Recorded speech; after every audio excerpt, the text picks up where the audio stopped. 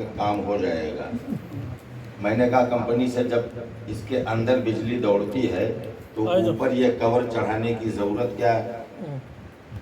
تو کمپنی والوں نے بتایا اس لیے حافظ صاحب بیٹھے جہاں پر جو بیٹھا بیٹھنے دیجیے اور آپ والہانہ قتل کر دیں گے، پھر کہیں گے بات سمجھ میں نہیں آئی، اور پھر ہم پھر سے پڑھیں گے تو گھڑی پھر سے دیکھیں گے۔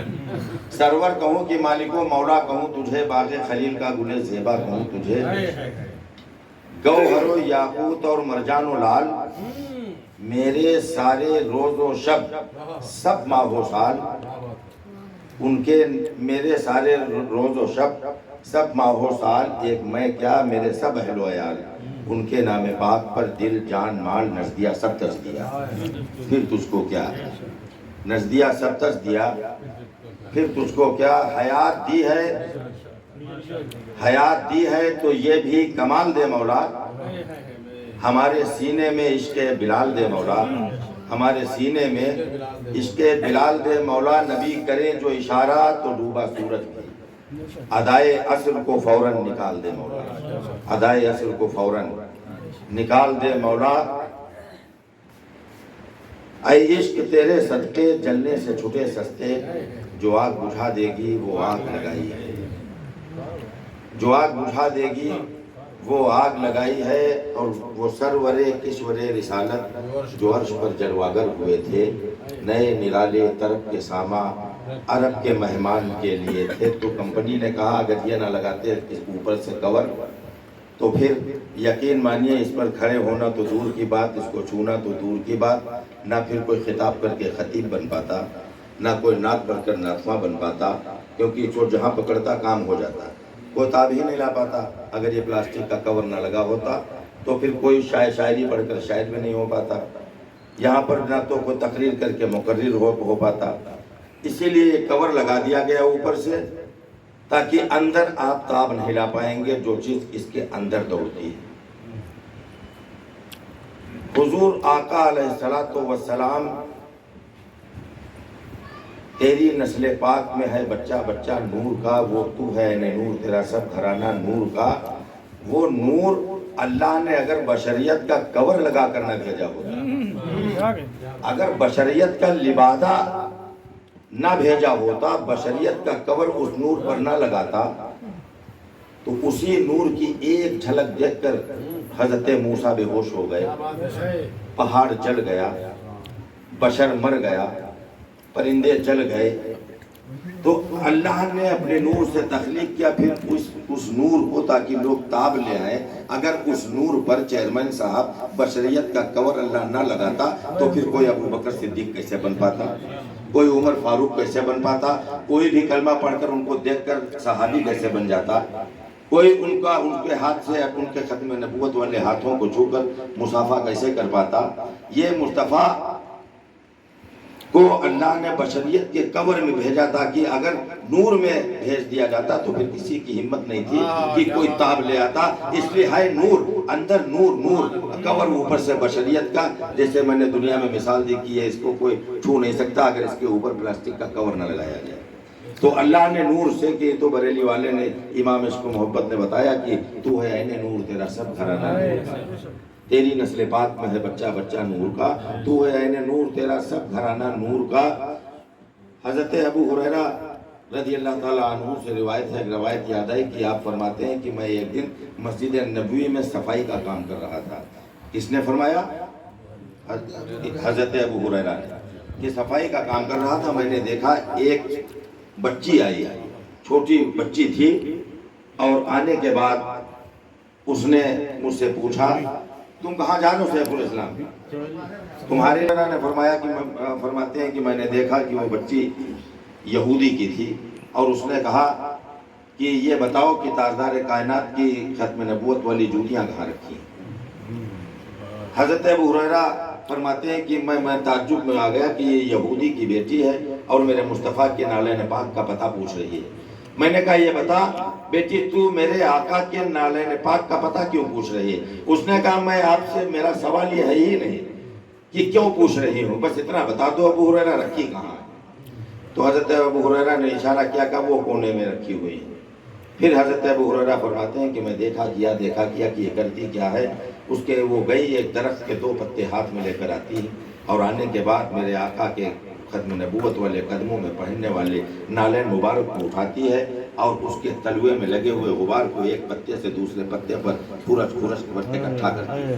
اکٹھا کرنے کے بعد اب وہ جب وہ چلی میں باہر کی طرف تو میں پیچھے چلا. حضرت ابو ہریرہ کہتے ہیں میں پیچھے گیا, میں نے دیکھا, جا کر اپنے بوڑھے باپ کے پاس جاتی ہے, کہتی ہے ابا جان آپ کہتے تھے کہ سارے حکیموں نے جواب دے دیا, اب کوئی دوا آپ کی آنکھوں کی بینائی نہیں لا سکتی. دیکھو ایک دوا ایسی میں لائی ہوں جس کا توڑ اس دنیا یہاں سے لے کر وہاں تک دوسرا کوئی ہے ہی نہیں. اس نے کہا, یہودی نے کہا بیٹی کیا لائی ہے؟ کہا ابا جان آنکھیں کھول دیجئے. اس نابینا جو نابینا تھا یہودی, اس نے آنکھیں کھولی اور کھولنے کے بعد میرے مصطفیٰ کی نالین مبارک کے تلووں پر لگا ہوا غبار اس کی بیٹی نے جب اس کی آنکھوں میں ڈالا, خانہ کعبہ کی عزت کی قسم اس کی قسمت جگمگا اٹھی, آنکھوں کا نور جگمگا گیا.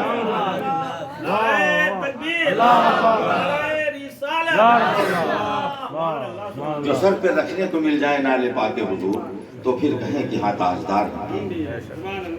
یہ نالین مبارک کا وہ تو پاکستان میں بیٹھا اس کو مصطفیٰ, یہ تو مصطفیٰ کی نالین پاک کا معاملہ ہے. وہ وہاں پر مردود بیٹھا, اس کو مصطفیٰ کا علم نہیں دکھائی دیا. مجھ سے کہنے لگے سلمان رضوی یہ جو بول رہے تو اپنے مکتب فکر کا بہت بڑا عالم. ہم نے کہا اس میں کوئی دو رائے نہیں کہ اس کا نام اس کے مکتب فکر میں بہت بڑا ہے. یہ جو مردود ہے نہ جانے کس تاریخ میں یہ مردود آیا تھا, اسی لیے تاریخ مردود نام پڑ گیا. یہ پاکستان میں بیٹھا ہوا کہتا کہ معاذ اللہ مصطفیٰ پڑھے لکھے نہیں تھے. کہا کہ اچھا یہ عالم تو ہے, کتابیں تو اس نے علم کی پڑھی. ہم نے کہا علم کی پڑھی. کہا اچھا اگرچہ مولانا احمد رضا خان مدرسے نہیں گئے, کتابیں تو پڑھی ہوں گی, گھر پر والد گرامی سے پڑھی ہوں گی, گھر پر استاد آئے ہوں گے ان سے پڑھی ہوں گی. ہم نے کہا بے شک مولانا احمد رضا خان رحمۃ اللہ تعالیٰ علیہ نے بھی پڑھی. تو کہنے لگا عالم تصور میں مجھ سے تو پھر یہ بتاؤ کتابیں کیا الگ الگ ہوتی ہیں؟ ہم نے کہا نہیں, عالمت جو پڑھائی جاتی ہے کتابیں سب وہی ہوتی ہیں.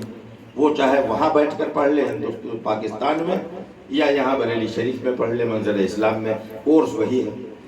تو بولا پھر یہ عقائد غلط الگ الگ کیسے ہو جاتے ہیں؟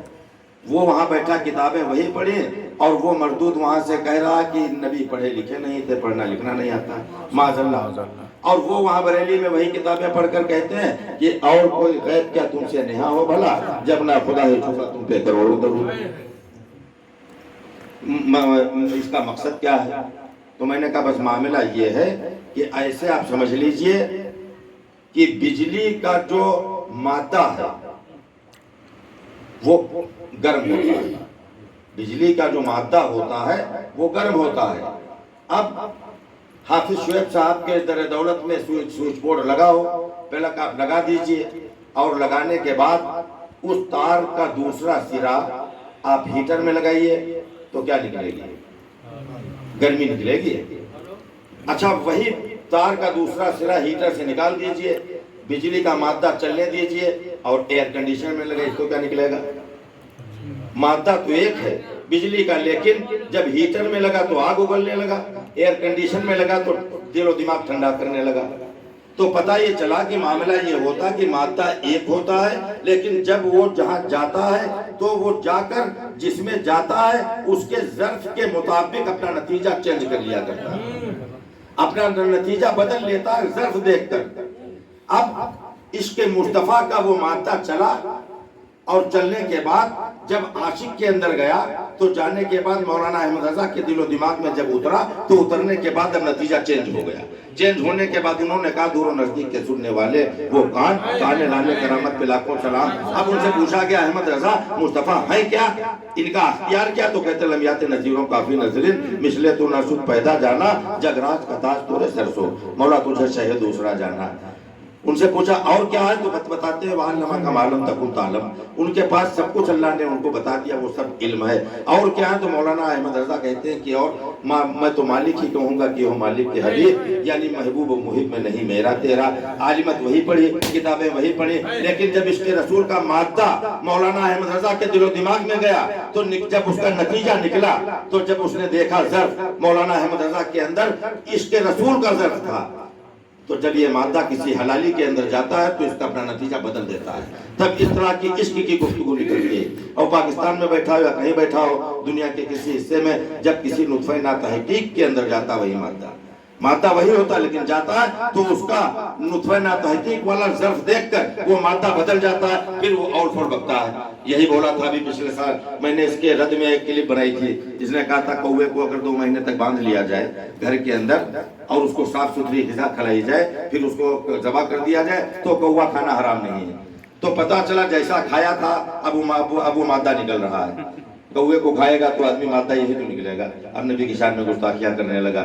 تو جیسا ہوتا ہے، میں نے مثال دی تھی کہ بجلی وہی ہے لیکن ہیٹر میں گئے تو گرم، اے سی میں گئے تو ٹھنڈی. تو یہ میرے مصطفیٰ کا معاملہ ہے.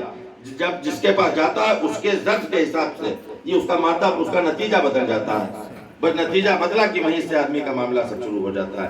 اب وہ پاکستان میں بیٹھا آج کل بڑا پریشان ہے، کیونکہ وہ اتنا تو جانتا ہے کہ چاہے جتنا پہرا لگا دیا جائے لیکن حضرت اسرائیل جب بھی آئے تو واپس خالی نہیں جاتے ہیں.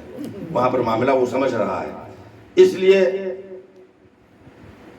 اور یہ کوئی نئی بات بھی نہیں ہے. پاکستان میں دنیا کے مختلف حصوں میں آقا علیہ السلام کی شان میں برابر گستاخیوں کا دور کئی بار برابر چلا کرتا ہے. اور یہ یہود و نصارہ کی سازش ہوتی ہے کہ ہماری آپ کی نفس ٹٹولنے کے لیے اس طرح سے یہ ناسبی مولوی، یہ خارجی مولوی خریدے جاتے ہیں، پھر ان سے اس طرح کے کلمات پہلوائے جاتے ہیں تاکہ پہلے دیکھ لیا جائے کہ قوم جاگ رہی، سو رہی، زندہ ہے، مردہ ہے، ان کا ٹمپریچر کتنا ہے. جب یہ بول لے گا پہلے تو تبھی تو کوئی دوسرا رامگیری بولے گا. پہلے یہ بول لے گا تب دوسرا رامگیری بولے گا. تو پہلے جو خود ساختہ مسلمان ہیں انہی سے بلوایا جاتا ہے. اور جب یہ بول لیتے ہیں قوم کی نفس چٹول لی جاتی ہے، تب کوئی رامگیری بولتا ہے یا کوئی غیر مسلم جو بکواس کرتا ہے تب کیا کرتا ہے.